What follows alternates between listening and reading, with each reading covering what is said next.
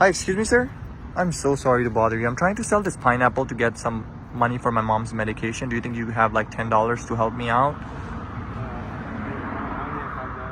You only have $5? Yeah. I'll take anything, to be honest. Like, I'll take anything right now. Whatever you have, I'll take it. Because like I said, I really need this. What were you gonna do with this $5? I was gonna probably go get something to eat. You were gonna buy something to eat for yourself? Yes. Wow. And you still decided to help me instead? Why? Because I have a mom too. You have a mom too. Wow. So you understand how it is, like how moms are important. You want to protect your mom. You'll do anything to protect your mom, right? Yes, If you don't mind me asking, like, where do you live? Or is this your spot? Like, you live right here, or? Yeah, I live right here. No way. So this is like your kind of like you put a blanket over and you just sleep around there. Yes, Wow. I'm so sorry, man. If you don't mind me asking, like, how long have you been living on the street? About 3 years. 3 years? And do you remember the reason, like, what exactly happened? How did you end up on the street? Well, I came from like a broken home, you know. My parents, our house would get raided like every 3 months. Your house that you were living in as a kid, it would get raided every 3 months? Yes, sir. And what were your parents doing? They were selling drugs there. They would have people. Oh my that God. were supposed to be there, murderers. You know? Oh my God, I am so sorry, man. And again, like, this is not your fault, man, that you grew up, you know, in something like that. It's not easy to be a part of a family like that, you know. Yeah. So what happened then after? How did that affect you from coming to the streets? Like, how did you end up? What happened? Like, did your parents get arrested, or what happened? Well, my mom, she ended up going to rehab and Okay. getting clean. My dad, he went to prison. So is your dad is still in prison right now? No, he's not. He came back out, but he's using drugs still. He's still on the streets using drugs. Yes, sir. Wow. And your mom, how is she now? She's good. She's clean. She had a couple surgeries since then, so she's just trying to get through her own, like, you know. So at what age were you when when your mom was gone, your dad was gone? How old were you? Like 12 years old. So and at 12 years old, were you like living on the street, or? No, I was staying with my grandma. So your grandma took care of you. Yeah.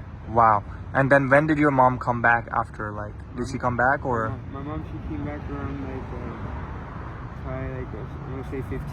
I was 15. So when you were 15 years old, and she came back.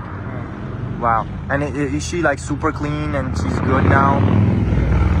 If you don't mind me asking, like, did she spend like a couple years, something like that, in the rehab to get better, or how long did she spend? She spent 3 months in rehab, and then she went to a halfway house. Got it. And she's super clean now. Does she know that you are living on the streets? Yeah, she knows that. And okay, so when she came back, she took you back from the grandma, or did she live with the grandma? She took us back from the grandma, and she had her own place. So she had her own place. She took you guys back. And how old were you? 15, you said, right? Yeah. And then what happened after? What happened after? Like, we were already, by then we were still using drugs. oh, so at the year of 15, you were already into drugs. You were so much into it that was hard for you to even get out of there. And Yeah. and then you still stayed with her until when? With Yeah. your mom? I still stayed with her until I was 18. And then what happened after? When you turned 18, what happened? What did she do? When I turned 18, I took her car to go get some drugs, and Wow. I ended up totaling her car. Oh my And God. so my grandma, her mom, she had enough of it, and she kicked me out. Wow. This is so sad, man. Like, I know I cannot imagine myself like living in your situation, what you had to go through as a kid. I wish and I pray that no kids have to go through this, man. And are you trying to get better? Have you been trying to stay away from those stuff, or no? I've been trying. I got clean off of fentanyl.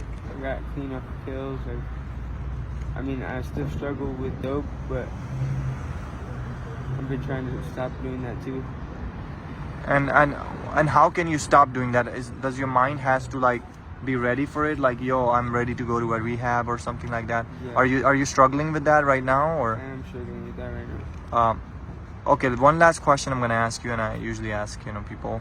Do you believe in any high power? Do you believe in God? And again, nothing against any religion, nothing against anybody. Do you believe in anything? I believe there's a God, yeah. Do you believe there's a God? That's good.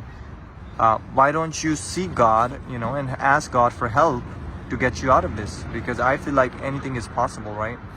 The word impossible itself says I am possible. If you break it down, it says I'm possible.